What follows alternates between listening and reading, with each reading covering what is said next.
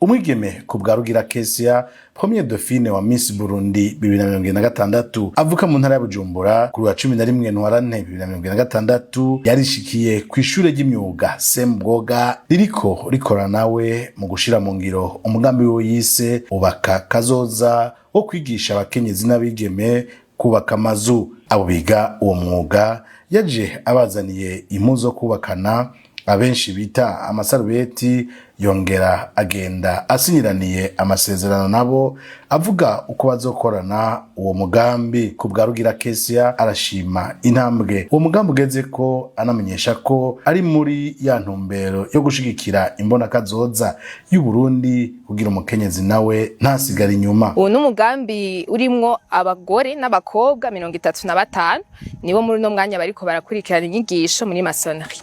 Uwo mugambi novuga yuko uri kugenda neza, jewe kuvyo mbona aho ugeze biranshimishije cyane, kubera ko n'umugambi mushasha twatanguye mu kwezi kw'icenda muri 2025, kandi murazi yuko ibintu vy'imigambi atari ibintu vyoroshe mu bisanzwe, hari igihe bigira bigahomba. Mugabo kubona tugeze mu kwezi kwa gatatu hama umugambi ukaba uri kurabandanya, hakaba hariho intambwe twashitseko, novuga ko ari ibintu bishimishije cyane. Jewe ico nipfuza ubwa mbere nuko bamenya umwuga wo kubaka.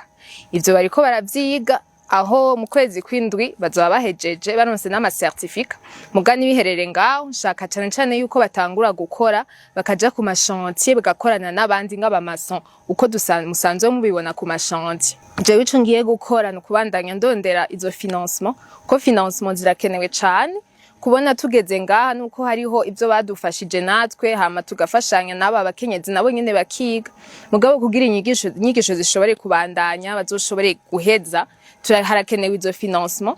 Jico nkora no kuzirondera, ariko ndahamagariye umuntu wari we wese, cane abafise ama ONG canke organisation iyo ari yo yose, ko yodufasha ari uwo twituye canke akabona n'imigambi umugambi ukuntu uri kuragenda, akadufasha kugira ashigikire jewe, ashigikira abo bakenyezi, azobafashije n'igihugu, kuko igihugu nici wacu twese. Uteje imbere umuntu umwe bikora ku gihugu cose, mbere bikadufasha twese. Je ndemera yuko igihugu kugira dushikire irya objectif bisaba yuko dukorana twese Abarundi rero harimwo abagabo, harimwo n'abagore, harimwo abigeme, harimwo abasore, harimwo abana, abakuze, harimwo twese. Rero kubona yuko hariho umuntu afise ikintu ashoboye gukora, ugasanga abujijwe n'uburyo, wowe ufise ubonye yuko ushobora kukimufasha wokimufasha. Niho rero mbona yuko natwe tugiye hamwe nabo bagore bariko bariga bakiga bakamenya bagakora, bazoba bariko barakontribua, bazofasha imiryango yabo, bifashe bafashe n'igihugu, mbere dushobore gutera imbere twese. Bamwe mu twayaze bariko bakurikirana izo nyigisho bavuga ko muri aya mezi make yonyene bafise ivyo bishimira maze kumenya, bagashimira uwo mwigeme yabiyumviriye ko. Nukuri muri uwo mugambi ubaka kazoza, mu nyigisho turonka nukuri ntitwozigaya, ni nziza cyane.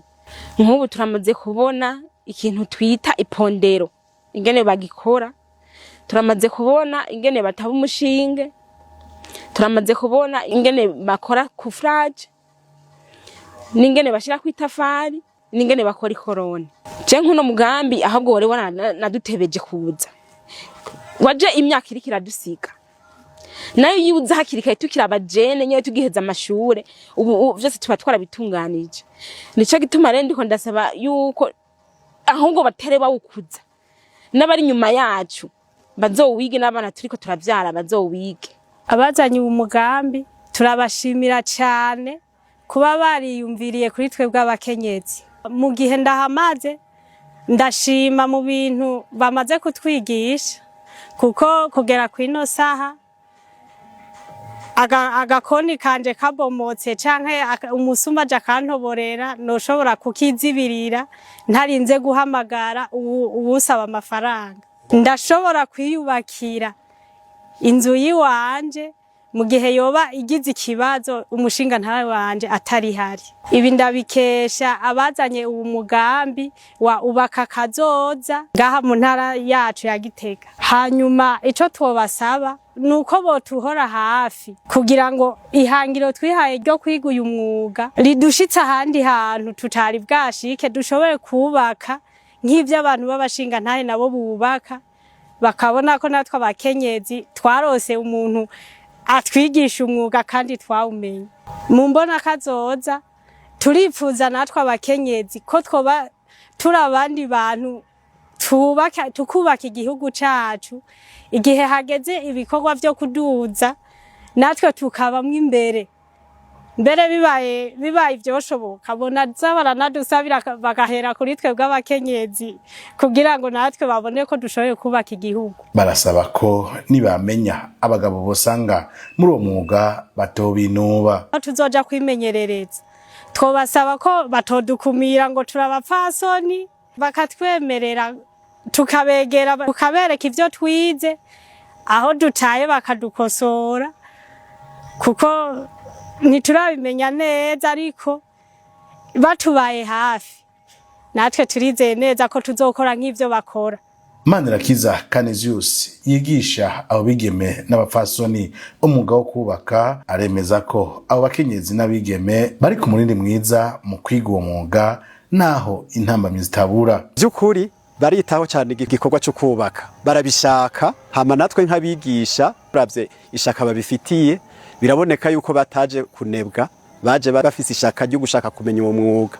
Turizigiye rero ko mu minsi iza bagiye kubimenya cyane, hanyuma bagaca bagenda ku matere, kuko twe turamura abakozi. Ico twosaba barongoye umugambi nuko bogerageza bakababa hafi, kuko abamama canke abigeme murabizi hari bibagora, ariko iyo tumaze kuba tubabona ngaha kw'ishure twebwe turabona yuko atangorane bafise, ahanini bitaho umwuga. Hanyuma amakite bari babemereye urabona ko batanguye kubaha isaropete, niyo yabagora cyane hakuru, kuko murazi yuko umumama agiye yunamye gutora itafari canke ariko arubaka agiye gufata position yo gushirako inivo, byamusaba kwikenyera no kugira ubu ntazoca yubaka rero yibumva ko agononokewe atakimubangamiye yorohewe. Hama ibindi navyo twobasaba yuko bazobaba hafi. Kubwa Rugira Kezia akabashimira abo bose badahengeshanya mu kumutera intege. Mfise abantu benshi noshimira ubwa mbere umuryango wanje n'abanyegereye abagenzi, kuko abona abantu banshigikira cyane. Ngashimira kandi na organisation ya Miss Burundi, kuko ni organisation itwakompanya, niyo yazanye Miss Burundi bakatwakompanya natwe tugashobora kugera aho tugeze. Ngashimira n'igihugu ubwacu bose mbwobwa ni centre na Jenizera yuko formation batanga ari formation nziza, kandi kuva n'imbere yuko umugambo utangura twarabanje turavugana, que ce soit ubugitwara, que ce soit n'abigisha, twarumvikanye neza, kandi n'ubu turiko turevolua dukorana. Donc nabo nyene n'abantu nshimira kubona yuko tugeze n'ubu tukiriko turakorana, kandi nabo nyene bakiyasura yuko aba banyeshuri bariko baronka formation nziza. Abakenyezi b'abanebwe kubw'Imana abahanura gukura amaboko mu mpuzu muri uru rugendo rugana mu Burundi buteye imbere. Bon, sizi ko bavuga ngo abakenyezi b'abanebwe gusa, en tout cas je novuga yuko abantu urumva bahagarikwa n'ibintu bitandukanye, nko mwabivuze hariho unebwa, hariho n'uwundi yigira ko atakintu na kimwe ashoboye gukora, ugasanga ari limita mu mutwe. Je novuga yuko umuntu wese yumva yilimise mu mutwe, harya novuga ko Imana ukuntu yaremye umuntu, nibaza yuko umuntu wese aba afise talent canke ufise ikintu ushobora gukontribuer. Rero ntihagire umuntu yumva umengo nuwo kwicara gusa hama abandi bakaza baramuhamuga, arafise ikintu nawe atanga. Rero nakunebwa nukuraba ico kintu ufise, kuko nigifasha wewe gusa kirafasha n'abandi. Hanyuma nohamagarira umuntu wari we wese, que ce soit aba jeune bafise ama idée ama projet. Mu gihugu turimwo hari aba jeune benshi, kandi n'umukuru w'igihugu wacu arashigikira cyane aba jeune. Rero nihagire umuntu yokumva umengo nta kintu na kimwe ashoboye gukora, no guhera aho nyene uri kuri ivyo nyene bikeye ufise, ugakora ukagira confiance muri wewe, hanyuma ukagira ico ukoze. Mwomenya ko muri abo ariko bariga uwo mwuga harimwo abigeme n'abapfasoni, abamaze amashure ayisumbuye, aya kaminuza, ndetse n'abandi batigeze bahonyera ku ntebe y'ishure ariko bahisemo kuza kwironkera ubumenyi, na cane cane ko uwo mwigeme kubw'Imana Kezia ariwe anabarihira amahera y'ishure.